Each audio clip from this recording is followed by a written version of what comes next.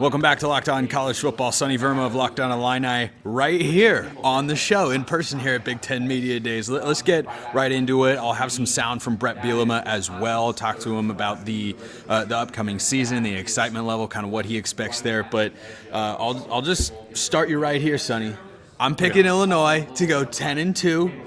To live up to the hype. I'm here for it, man. I am. I like the squad. I like they have everything that I like. Returning coordinators, returning quarterback, solid foundation, clear identity.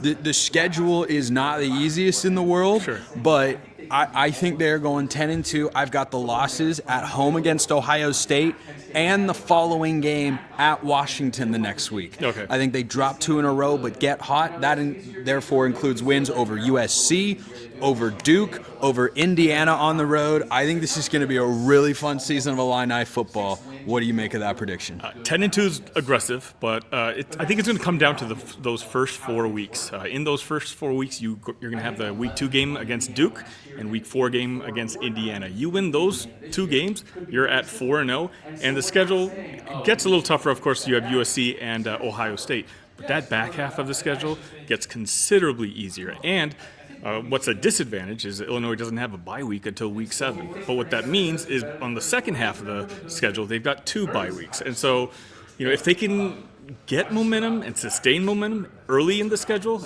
avoid the injury, of course, the injury bug, I think 10-2 is a little aggressive. I'm not going to lie. I don't think I have them at 10-2. But I will tell you one thing, Spencer. You and I have been at Big Ten Media Day since yesterday now. I've talked to a lot of people, and I'm hearing a lot of 10 wins, 9 wins, and me. I heard an 11 wins from the table right next to us. It's one of those where I guess I'm a little surprised at me being an Illinois fan for 20 plus years. I hope they can come through. Unfortunately, being an Illinois fan, we tend to follow up successful seasons with not so successful seasons, and so today, I think we have the right guy in charge, Bret Bielema. I think he understands how to play with higher expectations. I think he's done this grind before. And, I think we got the right guy in charge. And I don't think you're ever going to hear me say that I think we're going to win 10 games. But I think that's more based on the past as opposed to what the present day and the future looks like. I want to talk about those first 4 games because you touched on it and how important it is going to be for them to get off to a strong start. 2 legit road games. I wouldn't be surprised if they split. Because these are tough games.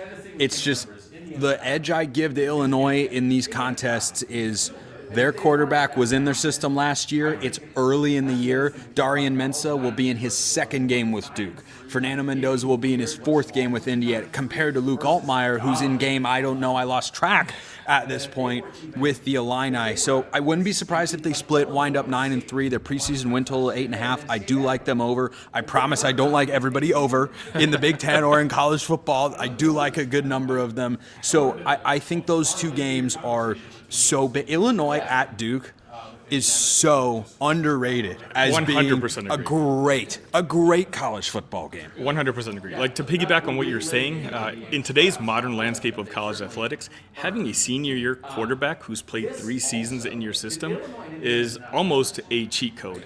And I think a lot of people are overlooking that Duke game and how important that game could be. There's a chance that if Illinois wins that game, you're talking 3-0. Indiana, once again 3-0, because they've got Cupcake City in their first 3 games. As we heard about. As we know. But then you're talking about the possibility of a 3-0 Indiana team going up against a 3-0 Illinois team, 2 coaches who are very vocal in their enthusiasm for their teams and the spotlight that they think that they belong in. I think there's a chance, and Spencer, I'm curious on your thoughts. Week 4, ESPN Game Day, Indiana, Illinois. Tell me why not. Well, I don't have the slate memorized. I'm gonna pull that up. This is a real time check here for this particular question because I don't think answering it any other way is frankly appropriate. So.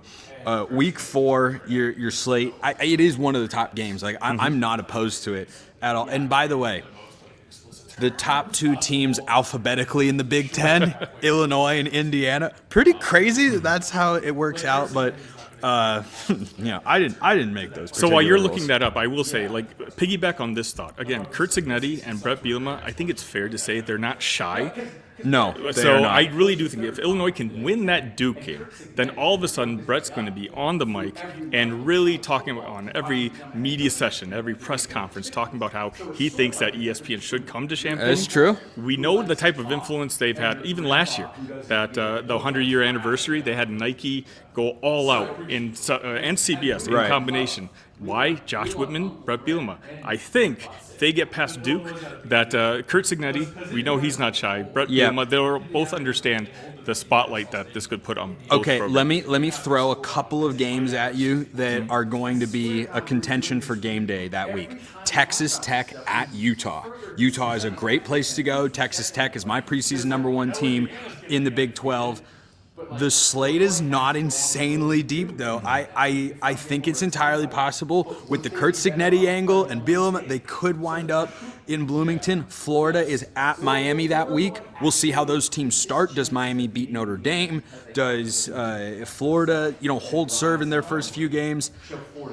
It's not the toughest slate. Okay, I like that thought a lot, and I like what Bret Bielema had to say. Here is what the Illini coach said about this upcoming season. With the bowl win to end last season, carrying that over into the start of this season, from our vantage point, sets some pretty lofty preseason expectations for your football team. How do you feel about that as a head coach, kind of going from being the hunter to the hunted? Yeah, a great question. I think about this a lot. As long as I've been in it, I even go back to my time, as a player and as an assistant. That last game, a bowl game, that you carry that with you all the way till the next year, right? No matter what you say, if you're coming back in that program, you carry that loss, or in our case, that win, that entire time frame, and it's a different feeling when you win, and especially if you win in a way that we did in that game against a really good football team. I think a lot of things, as crazy as this is, like if we had not won that game, I think the perspective on this season going forward would have been totally different than when we won it, right? I think everybody would have been, 9-4 team, that's typical Illinois, da-da-da-da-da.